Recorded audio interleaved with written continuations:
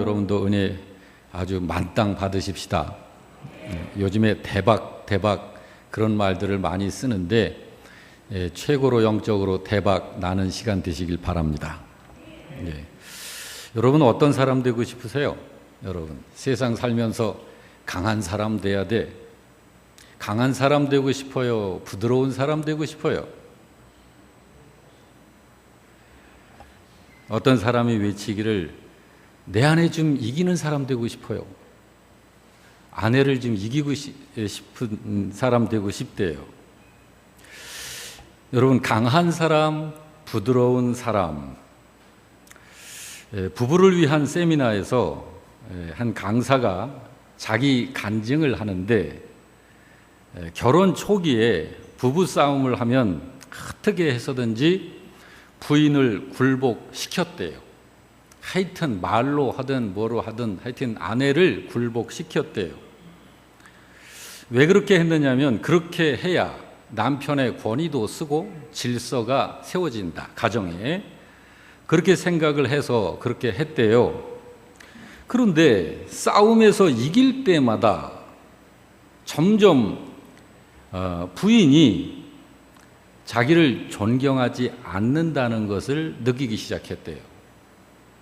아내가 연애할 때는 엄청 좋아하고 존경하고 뭐든지 남편을 위해서 또 남편 먼저 이렇게 그렇게 했는데 같이 살면서 항상 이기는 건 자기인데 그래서 고민이 돼서 그 다음부터는 방법을 바꿔가지고 싸움을 하면 그 다음부터는 져줬대요. 져줬대. 그랬더니 부인은 점점 이렇게 바뀌어가지고 남편을 존경하는 것이 느껴지기 시작을 하더랍니다. 여러분 배우자를 이기는 방법이 그렇게 이기는 거예요. 그렇게. 그게 아가페 사랑의 속성입니다. 그게 온유함입니다. 사랑의 속성이에요. 요한일서 4장 7절에서 8절을 보면 하나님께서 당신을 우리에게 소개하실 때 나는 사랑이야. 이렇게 소개를 하셨어요. 여러분 이게 무슨 말씀인가요? 사랑하는 자들아, 우리가 서로 사랑하자. 사랑은 하나님께 속한 것이니 사랑하는 자마다 하나님으로부터 나서 하나님을 알고 사랑하지 아니하는 자는 하나님을 알지 못하나니 이는 하나님은 사랑이시기 때문이야. 그 하나님께서 말씀하시기를 베드로후서 1장 4절에 너희가 정욕 때문에 세상에서 썩어질 것을 피하여 신성한 성품에 참여하는 자가 되라 라고 말씀을 하십니다. 무슨 얘기냐면 너희는 하나님을 닮는 자 돼. 하나님을 닮는 자가 되라 라고 하시는 거예요.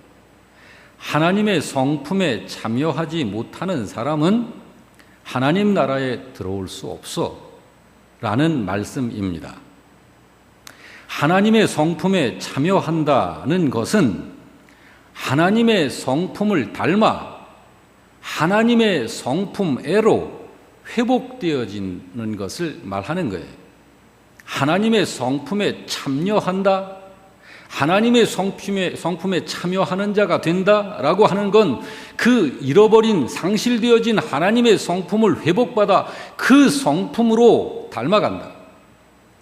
그러므로 여러분 성도는 하나님의 성품을 닮아서 회복받아야 합니다. 회복받길 원하시죠? 어떻게 회복받을 수 있습니까?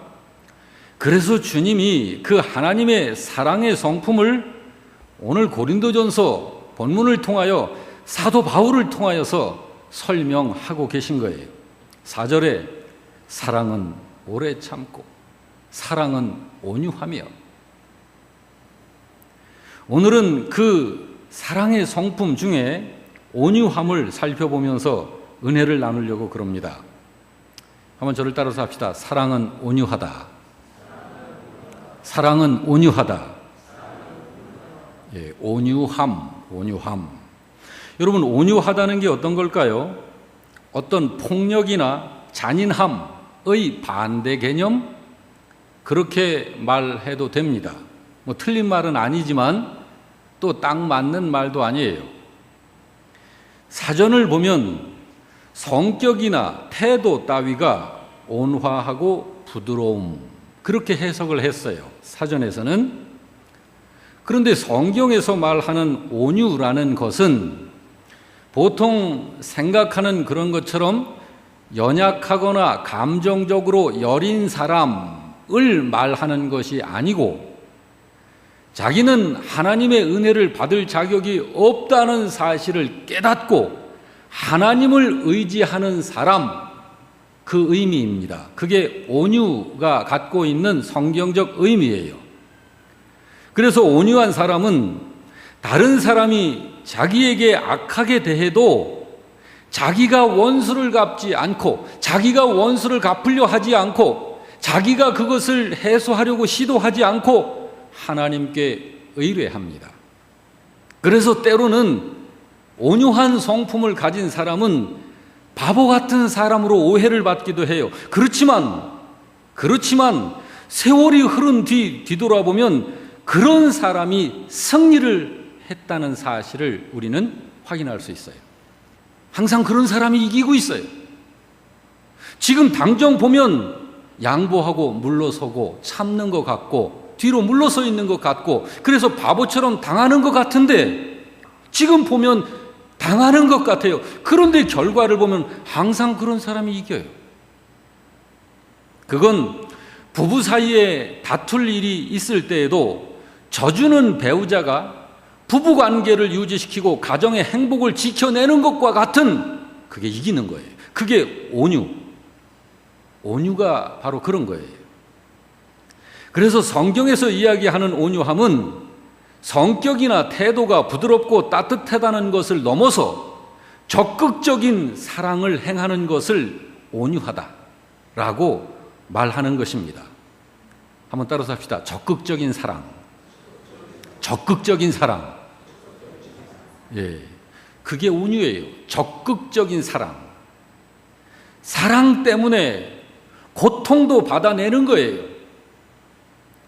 사랑은 사랑인데 너무 견디기 힘드니까 그냥 포기해버리는 것이 아니라 그 사랑의 열매를 반드시 맺혀내기 위해서, 그 결과를 반드시 승리로 만들어내기 위해서 견뎌내는 거예요.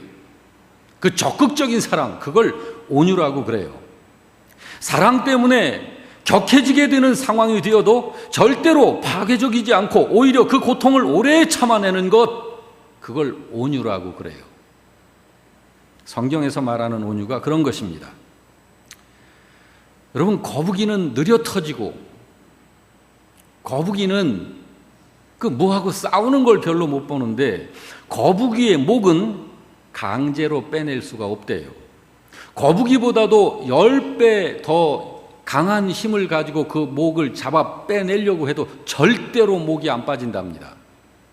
그렇지만 거북이를 따뜻한 화롯가에 가까이 놔두면 거북이 스스로 목을 뺀대요. 온유함입니다. 그걸 온유함이라고 그래요. 여러분, 노자의 스승이 상창이라고 하는 분인데, 그분은 온유를 인간에게 있어서 가장 훌륭한 미덕으로 여긴 사람입니다. 아직 노자가 학생일 때 스승 상창이 많이 늙어서 임종이 가까워졌습니다. 노자가 스승을 찾아가서 사부님께서 세상을 뜨실 날이 얼마 남지 않은 것 같습니다. 그러니 저에게 마지막 가르침을 좀 주십시오. 제자 노자의 말을 들은 스승 상창이 한동안 노자의 얼굴을 바라보고 있는 거예요. 그러더니 노자의 눈을 맞추면서 입을 쩍 벌리는 겁니다. 그러고는 물었습니다. 노자야, 무엇이 있느냐? 예, 스승님. 스승님의 입안에 혀가 있습니다. 그래?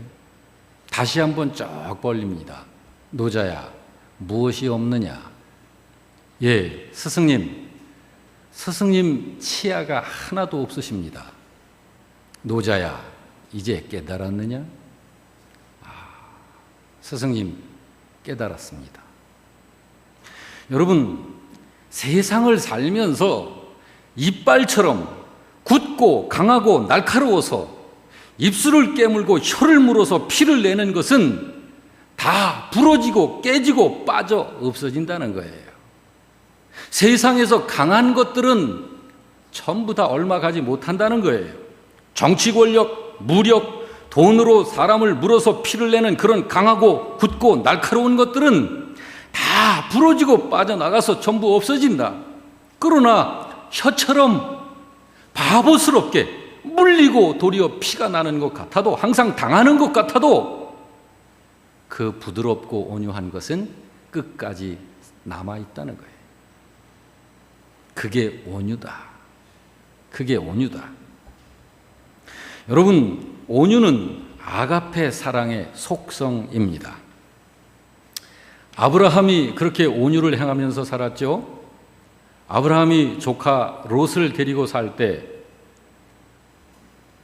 조카의 종들과 아브라함의 종들이 자꾸 다퉈요. 영역 싸움을 하는 거예요. 그때 아브라함이 조카한테 뭐라고 그러죠? 선택권을 양보합니다. 동서남북 사랑하는 조카 롯아, 동서남북을 바라봐. 그리고 네가 제일 마음에 드는 곳을 선택해. 여러분, 이게 온유입니다. 이게 온유예요. 그런데 그런 숙부 앞에서 롯은 어떠했죠? 자기의 정욕적 선택을 합니다. 결국 어떻게 됐나요? 결과는 롯은 소돔과 고모라 속에서 아내를 잃고 두 사위를 잃고 아버지와 딸, 이 가정 안에 참으로 비극적인 그런 현상이 벌어지죠. 그 사이에서 태어난 후손들이 지속적으로 이스라엘 백성들을 괴롭히는 암몬 족속이 되죠.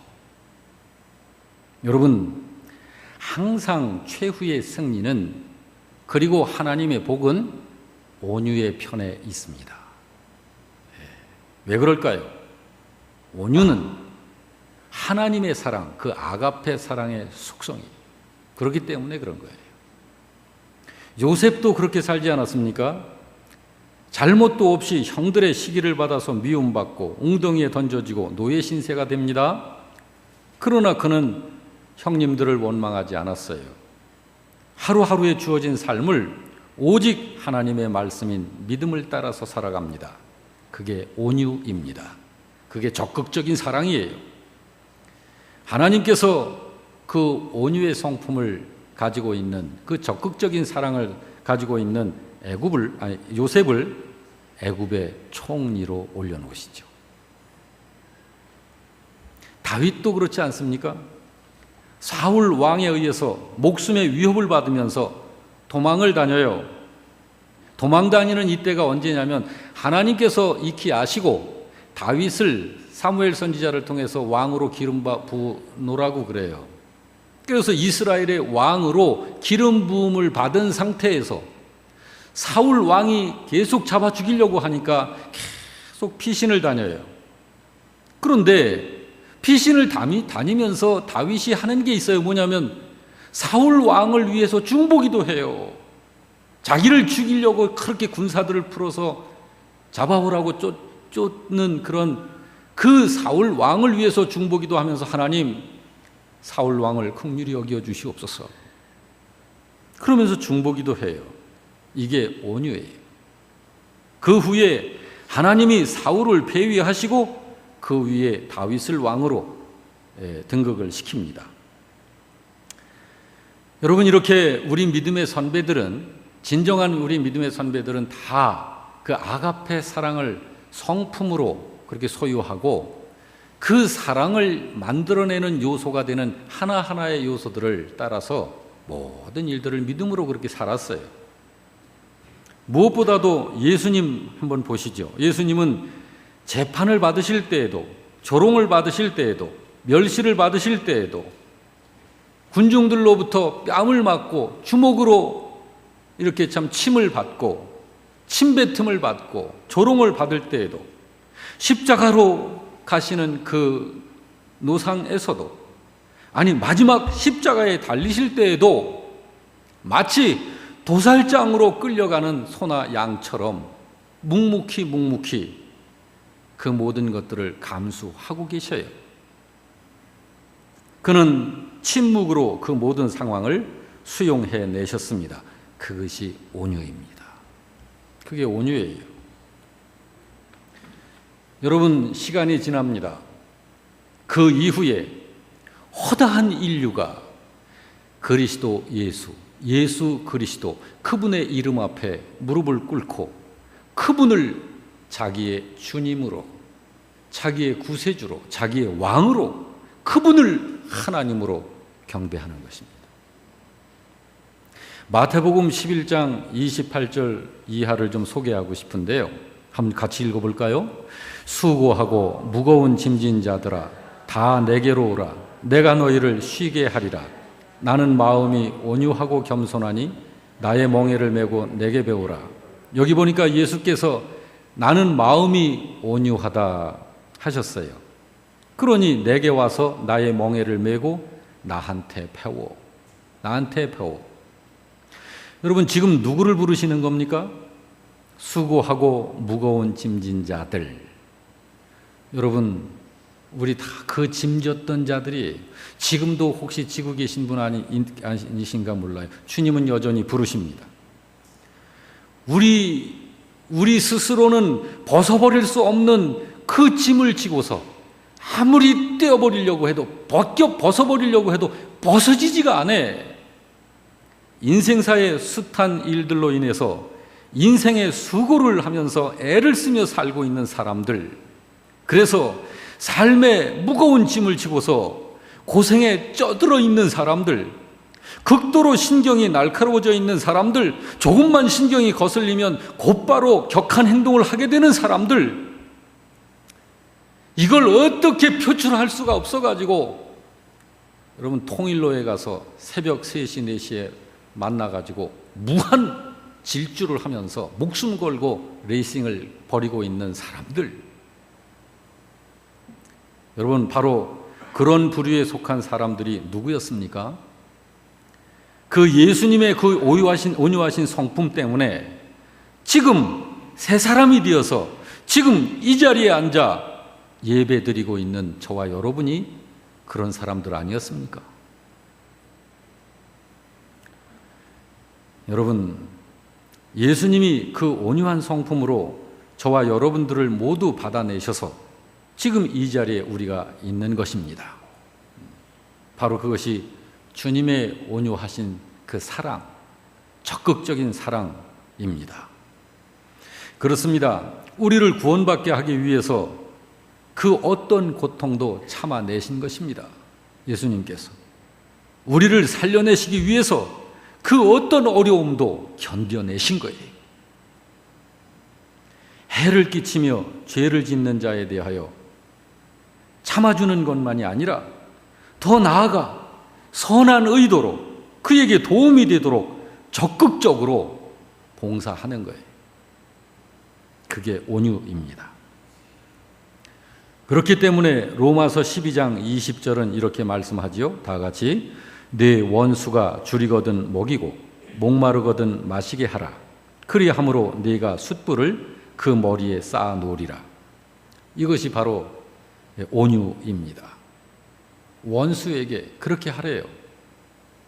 원수가 굶주리거든 먹을 것 주고 목마르거든 마실 것 주고 입을 것이 없거든 입혀주래요. 그렇게 함으로 네가 그 원수의 머리에 숯불을 피워 넣는다. 여러분, 하나님께서 우리에게 하신 사랑이 바로 그 온유하심으로 하신 사랑입니다. 그래서 온유함은 적극적인 사랑이에요. 저와 여러분을 사랑하시기 때문에 반드시 구원해내시기 위해서 하나님께서는 하나님의 아들을 십자가로 내어 놓으신 거예요. 또 성부 하나님의 보내심을 받은 그 예수님께서는 저와 여러분을 구원해내시기 위해서 친히 그 몸으로 우리의 죄를 대신 지시고 모진 고통을, 그 죽음을 겪어야 하는 그 무서운, 그 떨리는 고통을 참아내신 것입니다. 그걸 온유하다. 그래서 사랑은 온유하며 라고 성경이 설명하고 있는 거예요. 여러분, 저와 여러분이 어떤 사람입니까? 구원받은 사람. 구원받은 사람, 어떤 사람을 구원받은 사람이라고 그래요? 온유하신 사랑으로 사랑하신 그 예수님의 사랑 때문에 구원받게 된 사람들, 바로 저와 여러분 아닙니까? 우리가 그 예수님의 사랑 때문에 구원받은 사람이라는 걸 믿으시기 바랍니다. 예수님은 저와 여러분을 사망과 영원한 형벌로부터 건져내어 살리시기 위해서 모진 고통과 치욕과 죽음을 견뎌내신 적극적인 그 사랑으로 우리를 사랑하신 것입니다. 그 사랑은 인격적으로 하는 사랑입니다. 그 사랑은 인격적으로 하는 거예요. 의지적으로 하는 거예요. 본능에서 하게 되는, 나도 모르게 막 내 속에서 솟구치는, 그 본능적으로 하게 되는 그런 생리현상에서 나오는 그런 사랑이 아니라, 하나님을 알고 하나님의 진리를 알고 참으로 이것을 반드시 절대적으로 행해야 된다라고 하는 그런 영적인 정신적, 그 구원받은 살아있는 영의 그 의지적 판단이 서서 그 영적 의지를 발동하여 결단하여 행하는 사랑이 바로 그 아가페 사랑입니다. 그러므로 하나님은 그 사랑을, 성경은 미리 예언해 놓고 사랑하셨어요. 이사야 53장 5절 7절에 보면 바로 하나님께서 그 사랑을 행하시기 전에, 예수님 이 땅에 태어나시기 700년 전에 예언을 하시기를 이렇게 예언하셨습니다. 앞으로 700년 후에 이 세상 사람들이 바라볼 수 있고 알 수 있고 체험할 수 있고 눈으로 확인할 수 있는 그 하나님의 사랑을 700년 전에 설명을 미리 하셔요. 얼마나 구체적으로 설명하시는지 몰라요. 그가 찔림은 우리의 허물 때문이요, 그가 상함은 우리의 죄악 때문이라. 그가 징계를 받음으로 우리가 평화를 누리고 그가 채찍에 맞음으로 우리는 나음을 받았도다. 그가 곤욕을 당하여 괴로울 때에도 그 입을 열지 아니하였으며 마치 도수장으로 끌려가는 어린 양과 털 깎는 자 앞에서 잠잠한 양처럼 그 입을 열지 아니하였도다. 이게 바로 메시아, 구원자가 되시는 하나님의 아들, 지금 여러분과 저를 구원시켜 내셔서 우리 안에 들어오셔서 우리 안에 함께 거하시고 계시는 그 예수님의 성품입니다. 그 사랑의 성품이에요. 그렇게 해서 구원받은 우리가 우리의 마음에 죄성이 자리 잡고 있는 그 자리를, 죄성이 자리 잡고 있었던 그 자리를, 아직 그 자리에 남아있는 그 죄성들을 하나하나 다 뽑아내 버리고 이제는 그 온유한 성품으로, 아가페 사랑의 속성인 그 성품으로 우리의 그 자리를 채워나가야 되는 거예요. 하나님께서는 여러분과 저를 다시 하나님의 그 성품에 참여하는 자가 되게 하시려고 그리스도이신 하나님의 아들을 세상에 보내신 것입니다. 성경이 말씀하고 있잖아요. 베드로후서 1장 2절 4절에 뭐라고 하는지 한번 같이 읽어볼까요? 시작. 하나님과 우리 주 예수를 알므로써 그 보배롭고 지극히 큰 약속을 우리에게 주사 이 약속으로 말미암아 너희가 정욕 때문에 세상에서 썩어질 것을 피하여 신성한 성품에 참여하는 자가 되게 하신 것이라고 성경이 말하고 있지 않습니까? 그래서 지금 저와 여러분이 주님의 그 온유하신 사랑의 성품을 옷 입고 있는 거예요. 이제는 여러분, 우리가 그 온유하신 성품을 우리의 마음에 더욱더 채워 나가야 하는 것입니다. 그게 바로 속 사람이 성장하고 자라나는 것인 것입니다. 여러분, 신자가 믿음이 성장한다는 게 뭐예요? 어떻게 하는 게 믿음이 성장하는 거예요? 예수님 닮아가는 거, 하나님 닮아가는 거, 그 말은 맞는데 어떻게 하는 게 예수님 닮아가는 거냐고. 어떻게 하는 게 하나님 닮아가는 거냐고. 그냥 믿음을 크게 외치는 그런 것이 아니라 진정한 우리 보이지 않는 속 사람을 하나님의 그 성품으로 자꾸 온전케 하는 거예요. 예수 그리스도의 장성한 믿음의 분량에 이르기까지 나의 속 사람을 키워나가는 거예요. 그게 예수님 닮아가는 거라고. 그게 하나님 닮아가는 거예요. 그래서 여러분, 이 성경의 사랑을 이야기했는데 이 성경에 말씀하고 있는 그 사랑을 바르게 이해하지 못하면 정말 결과를 나쁜 열매를 맺어요. 여러분, 니체, 철학자 니체 아시죠? 그가 어떻게 말했는지 알아요? 그가 이 온유함, 이것에 대한 이해를 잘못했어요. 세상에, 가시 같은 세상에서 이리 찔리고 저리 찔리고 상처 입고 아프고 하면서 그가 받은 그 상처, 그거를 이기려면 온유해서는 안 된다. 그래서 그가 뭐라고 말했는지 알아요? 온유함은 약자의 덕이다. 그건 약자들이나 하는 말이다. 어쩔 수 없어서 하는 말이다. 초인은 친절의 관념을 버려야 한다. 그러면서 니체는 약한 자들을 경멸했습니다. 그 니체의 말을 듣고 자기 사상으로 가지고 간 사람이 누군지 아세요? 히틀러입니다. 그래서 히틀러는 강한 자만이 남을 수 있다. 강한 자만이 살아남을 수 있다. 그래서 그는 수없는 생명들을 그렇게 짐승처럼 죽인 거예요. 여러분, 이 하나님의 속성, 하나님의 성품인 사랑을 바르게 이해해야 해요. 하나님의 사랑을 바르게 이해하면 그 사랑을 닮아가게 돼요.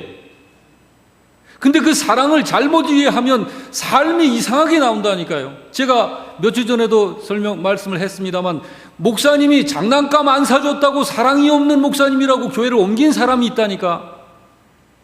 여러분, 그게 무슨 믿음이에요?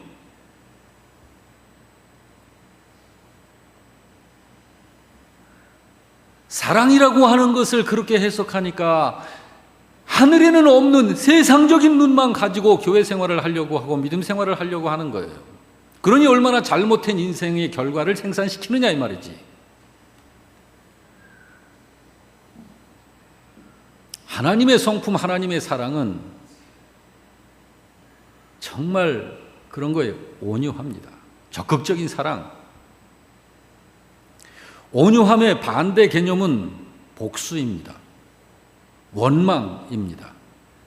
갚는 거예요. 안 갚음하는 거예요. 여러분, 복수가 어떤 것까지 복수라고 볼 수 있을까요? 복수의 정신에서 나오는 모든 표현들이 다 복수예요.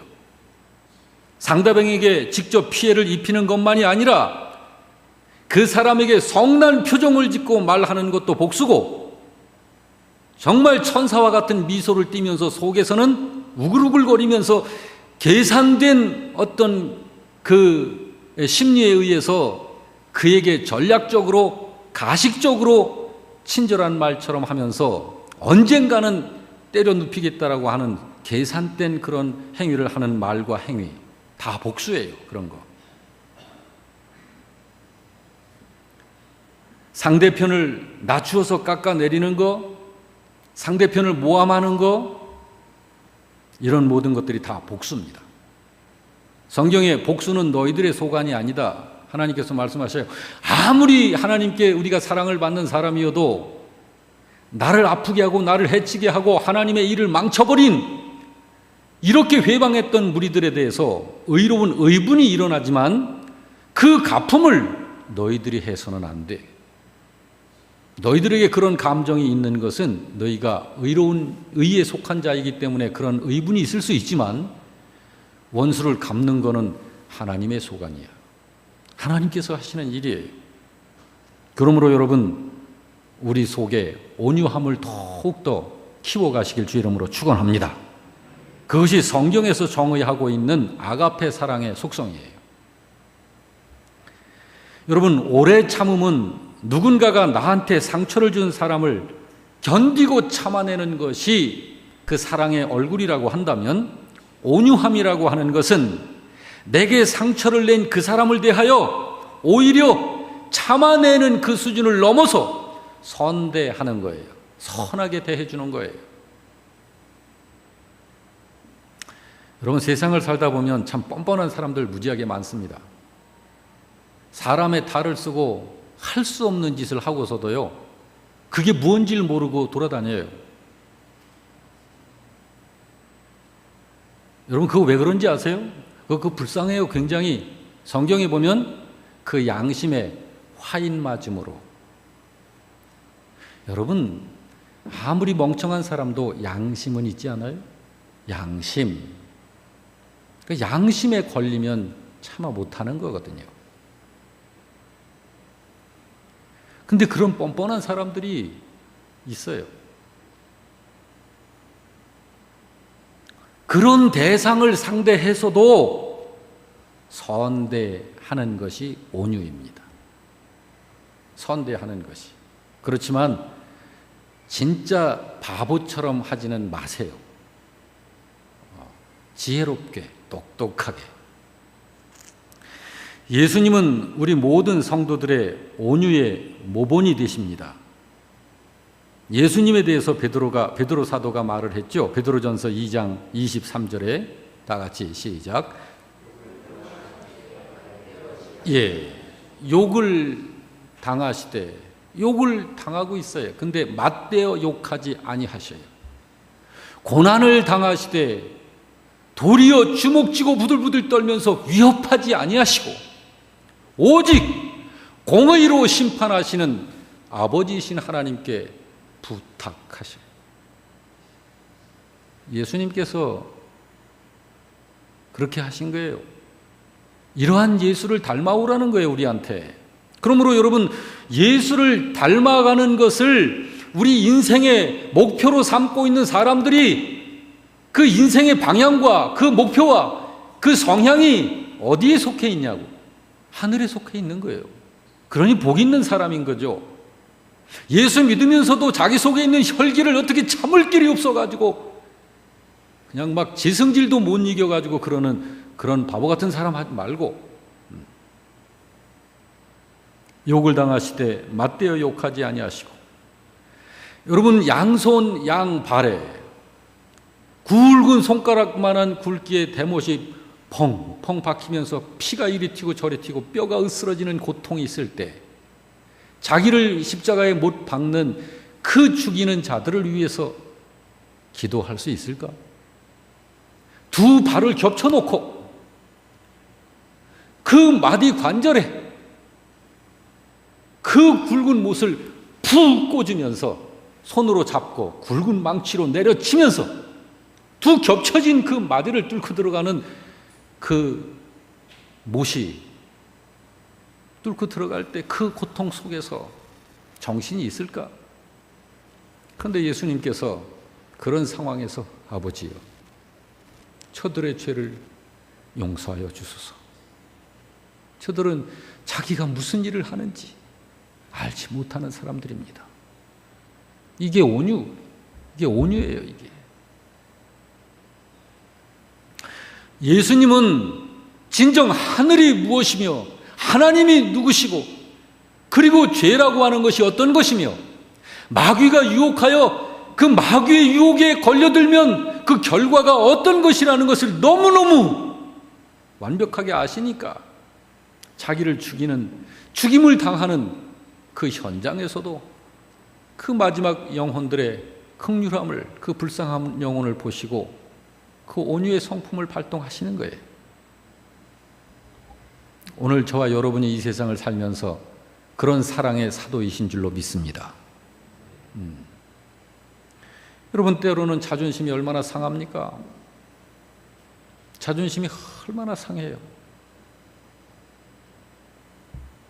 정말 인간적으로라고 한다면 그냥 아무도 없는 곳에서 만나자고 좀 불러내가지고 거기서 실컷 해주고 그렇게 하고서 내려오면은 그 사람이 밖에 나가가지고 아무개 성도가 자기를 팼다고 그렇게 말해도 아무도 믿어주지 않을 거 아니야. 본 사람이 없으니까. 그렇게라도 하고 싶겠지만 아무도 보지 않는 게 아니라 주님이 보시고 계시잖아요.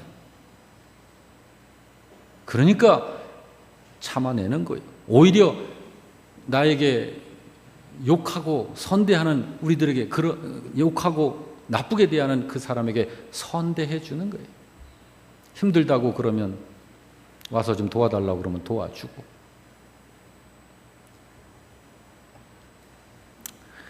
마태복음 5장 5절을 좀 읽어볼까요?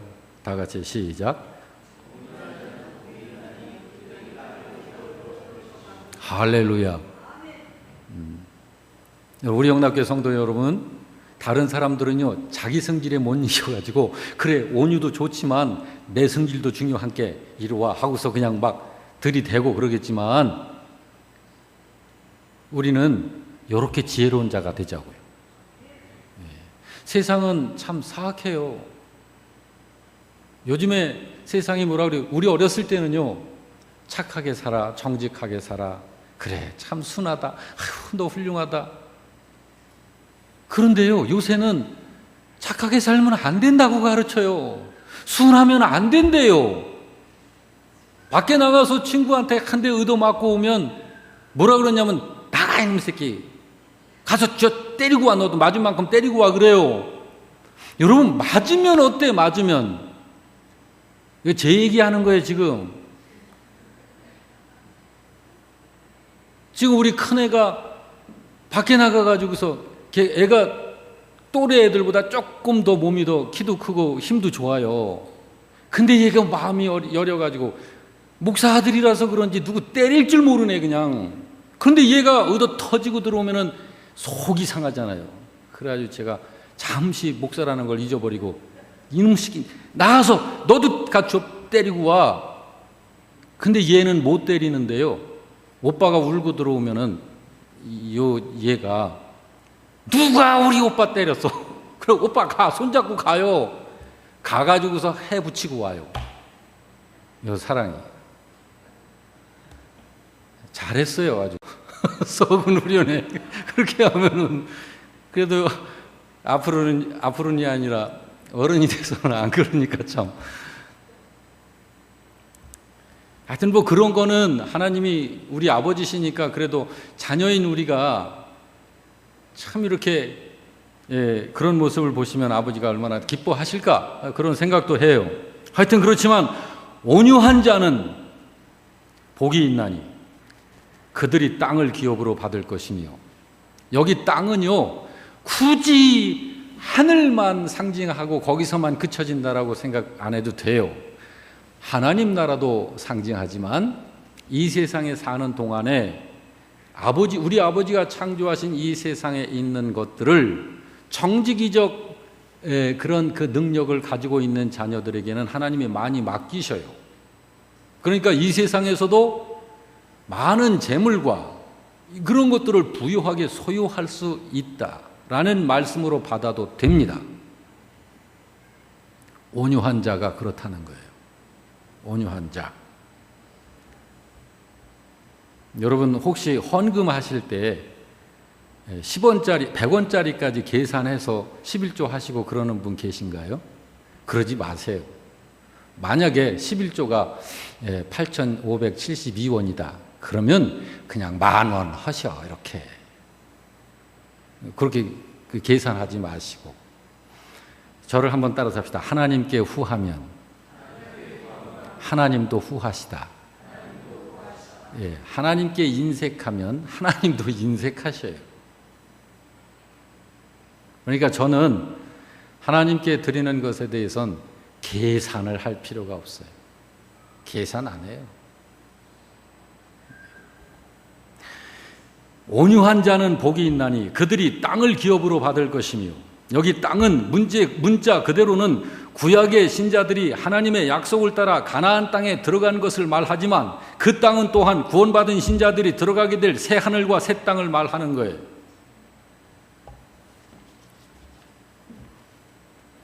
그렇습니다, 여러분. 천국의 기업은 예수님의 온유한 성품, 하나님의 그 온유하신 성품을 닮은 자에게 주어지는 것이라고 성경은 말씀하고 있습니다. 시편 37편 1절 이하를 다 같이 큼지막하게 한번 읽어볼까요? 시작. 악을 행하는 자들 때문에 불평하지 말며 불의를 행하는 자들을 시기하지 말지어다. 그러나 온유한 자들은 땅을 차지하며 풍성한 화평으로 즐거워하리로다. 주의 복을 받는 자들은 땅을 차지하고 주의 저주를 받은 자들은 끊어지리로다. 여호와를 바라고 그의 도를 지키라. 그리하면 내가 땅을 차지하게 하실 것이라. 악인이 끊어질 때에 내가 똑똑히 보리로다. 여러분, 이걸 알고 정말 하나님의 말씀의 인도함을 받아 사는 그 삶을 나의 기준으로 삼고 사는 사람이 지혜로운 사람인 거예요, 세상에서. 여러분, 그렇게 사시겠습니까? 네. 자, 그렇게 사실 분들 한번 눈을 좀 감아 보시죠. 그리고 마음으로 주님을 좀 묵상해 보시기 바랍니다. 성경은 이렇게 말씀합니다. 사랑하는 자들아, 우리가 서로 사랑하자. 사랑은 하나님께 속한 것이니 사랑하는 자마다 하나님으로부터 나서 하나님을 알고 사랑하지 아니하는 자는 하나님을 알지 못하느니라. 여기서 말씀하는 이 사랑이 어떤 이성적인 사랑 아니에요. 천륜적인 사랑 그런 수준 아닙니다. 우정적인 그런 사랑 수준 아닙니다. 물론 그런 사랑으로도 우리가 사람이기 때문에 필요한 요소이긴 하지만 영적인 신령한 하나님의 그 사랑은 아가페 사랑입니다. 예수님이 이렇게 말씀하셨어요. 나는 마음이 온유하고 겸손하니 나의 멍에를 메고 내게 배우라. 그리하면 너희 마음이 쉼을 얻으리라. 마음이 쉼을 얻는데요, 이 세상에서 얼마나 많은 사람들이 참으로 마음이 힘들어서 있는 것 가진 것 있으면 무엇하니 가지면 무엇하니 이렇게 힘든 걸 하면서 참으로 많은 사람들이 고통스러워하는데 없이 살아도 마음 편하게 사는 것이 제일이라고 하지 않습니까? 여러분, 예수님께서 말씀하십니다. 그리하면 너희 마음이 쉼을 얻으리라. 여러분, 가족들에게 온유하게 대하십니까? 특히 여러분의 자녀들을 온유하게 대하십니까? 여러분의 부모님들께 존경함과 친절함으로 대해드리고 있습니까? 교우님들이요, 서로 간에 온유하십니까? 그것이 아가페 사랑의 얼굴이고 속성입니다. 온유의 부재는 가정과 교회를 싸늘한 감옥으로 만들어갈 뿐입니다. 우리 다 같이 온유한 자가 되기를 믿음 안에서 다짐하시기를 주님의 이름으로 축원합니다. 아멘. 다 같이 일어나셔서